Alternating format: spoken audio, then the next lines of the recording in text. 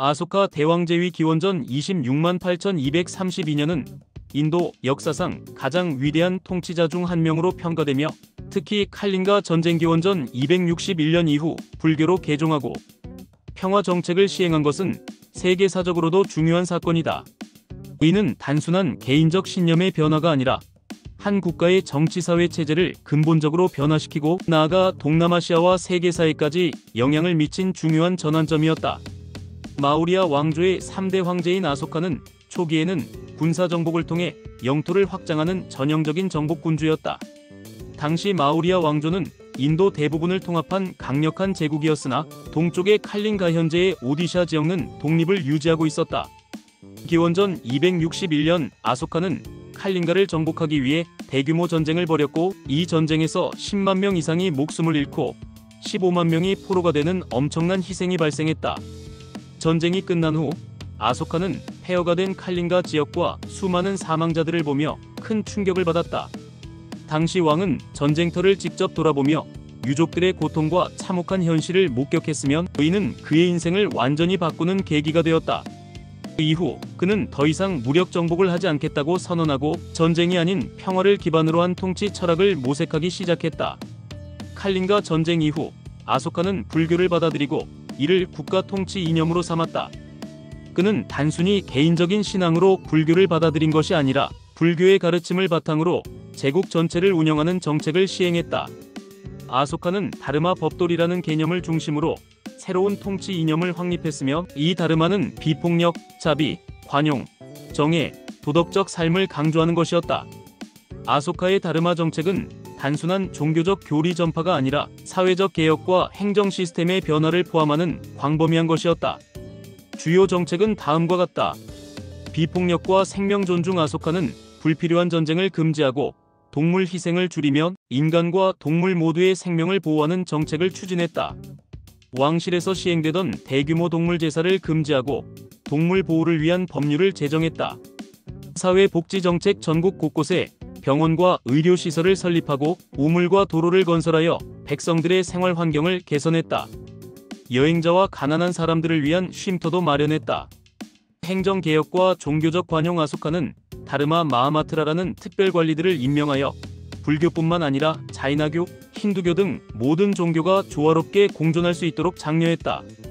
이는 종교적 관용을 중시하는 정책으로 후대 인도 정치 문화에도 영향을 미쳤다. 법과 정의의 개혁. 기존의 엄격한 형벌 체계를 완화하고 사형수들에게 재심의 기회를 주는 등보다 인간적인 법률 시스템을 도입했다.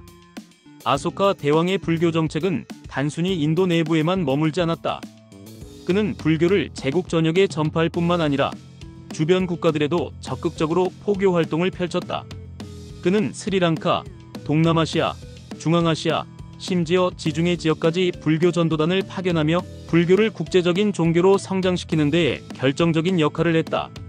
특히 그의 아들 마힌다와 딸 상가미타를 스리랑카로 보내 불교를 전파한 사건은 역사적으로 중요한 의미를 가진다.